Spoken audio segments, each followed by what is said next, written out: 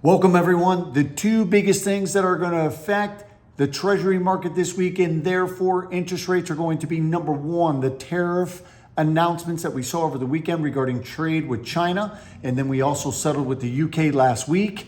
And the other thing is inflation is back in the spotlight. We got CPI and PPI coming at us.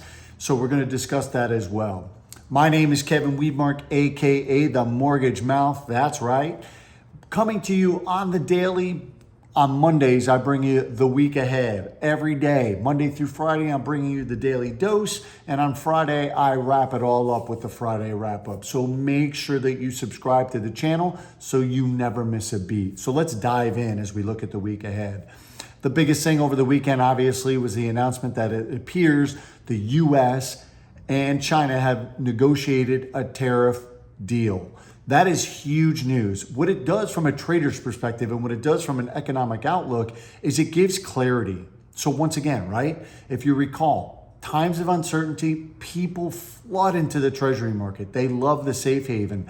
With this announcement and with the UK announcement last week, it is not boding well for interest rates. They are obviously on the rise. Now, do I think they might slightly overcorrect? Just like they did when the whole tariff announcements was announced, once again, Trump with the big easel. I think we may see that to the other side. Time will tell, but I don't believe there's a reason to just jump out of treasuries other than to capitalize on the rush, the euphoria that these announcements are going to be, that are made, and now everyone just wants to rush into the market. But over time, basic economics will play out. What do the tariffs look like? What are they exactly? So make sure that you stay and pay attention to those.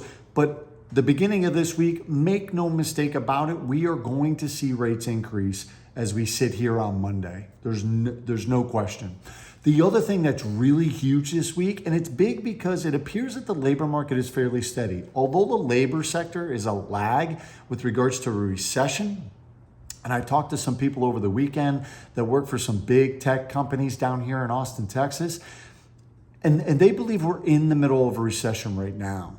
And they believe that it could potentially get worse because we haven't seen these tariffs come out. So the labor market looks fairly stable. So what's happening is traders now are refocusing all their energy and saying, well, shit, if all these tariff deals are coming and we have, some stability in trade, what's it going to do to inflation? So the mindset is now shifting back to inflation. We've seen manufacturing prices going up and all that. So if inflation rears its head is a big concern with Tuesday, I believe, is CPI. Tomorrow is CPI, as well as on Thursday with PPI. Rest assured, you're going to see interest rates go up once again. Now, I think traders are anticipating a slight increase in that. But once again, it's going to be a huge number that comes out this week because it's also going to be a predictor of what the Fed is going to do. If we see increased inflation, the other thing that it does is it pigeonholes the Fed and what they're going to do.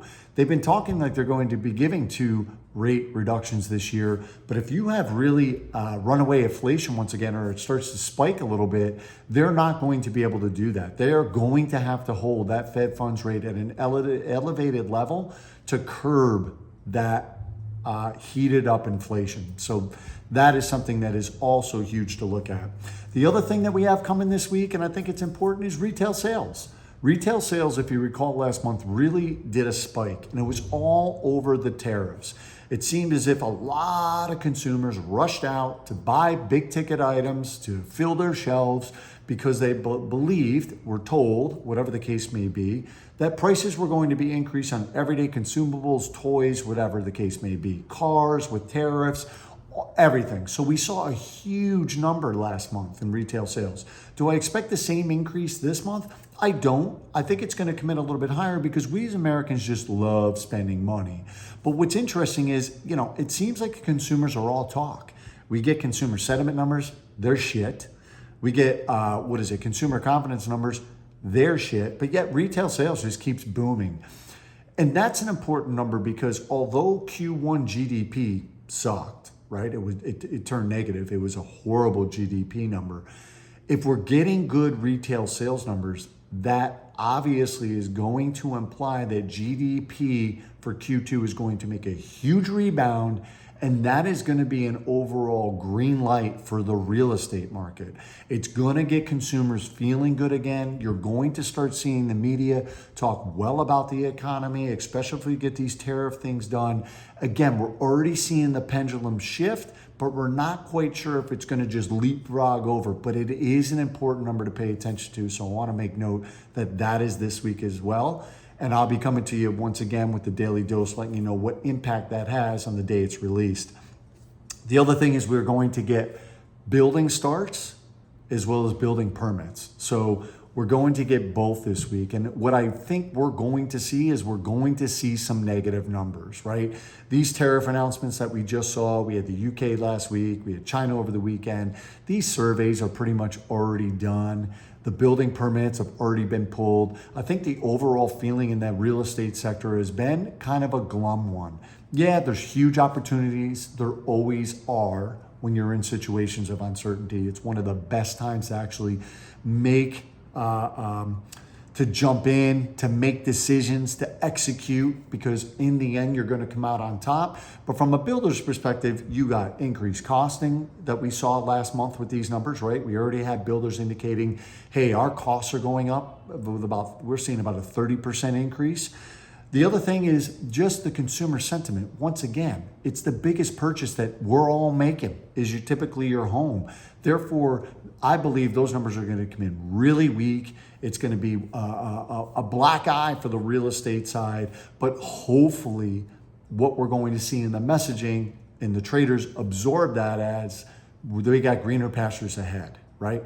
It looks like we're going to be pulling out with these tariffs. It looks like the economy, the labor market's doing a little bit better. As long as inflation doesn't just absolutely crush it this week, I think traders are just going to absorb the building starts as well as the permit side and just take it as is. My biggest concern is, hey, as you look maybe 6 months, 12 months, 2 years down the road, what effect does this kind of like tariff play bring to the marketplace over the long term? Are we going to see increased pricing, increased housing costs, especially for first-time home buyers because of this? And is it sticky or does it stay? Does it create an inventory shortage where we're going to have elevated home values for quite some time? Although we're seeing a correction in certain pockets, there are several pockets we are not. So it's definitely something that kind of we want to make sure that we keep on our radar.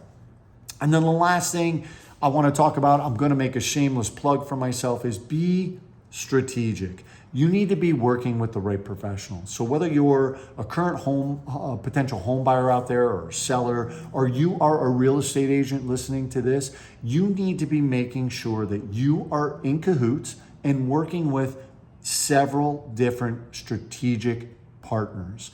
And I throw my name in the hat because I got a vast experience. I got a long track record in this industry. I got an economics degree. I'm watching this shit on the daily. I almost didn't want to swear, but I love to swear. But I watch this stuff on the daily. I know exactly what I'm talking about. If I was right all the time, I wouldn't be cutting this. I'd be sitting with Warren Buffett. I'd be retired. But I have a passion for saving clients money through cost to get to closing, as well as in that interest rate. I'm upfront, I'm transparent. I tell you exactly how I'm going to make money, and then I share rate sheets with you. I help you make the best financial decision based on your situation possible. And these are the type of partners that you want to deal with. So if you're somebody out there that's in the market, you're looking to buy or sell, I'd love to talk to you on a personal level, set up a Zoom call. And if you're a real estate agent and you're looking for somebody that can help your clients by bringing costs down on the purchase, by making payments lower, I'm your guy. I know exactly how to do that. It's the way I run my business. It's very hands-on. I'm available all the time, which at times can be unfortunate, but it's just the way I am. I really thrive in an environment where I'm helping people. So that was a shameless plug. But beyond that, make sure that you're also too strategic right now, as it may be a little bit slower, with title partners, with people that mow lawns, with plumbers, with electricians, right? You want to be the best possible resource for your clients. Once again, my name is Kevin Weedmark, aka The Mortgage Mouth. Would love for you to subscribe to the YouTube channel as I grow it, and I can spit it out, Weedmark, can continue to bring awesome content on the daily to make sure that wherever you are on your journey, that you stay well informed and you know exactly what's going on. All right, everyone, have a great week. It's going to be hot down here in Texas. We're getting over 100.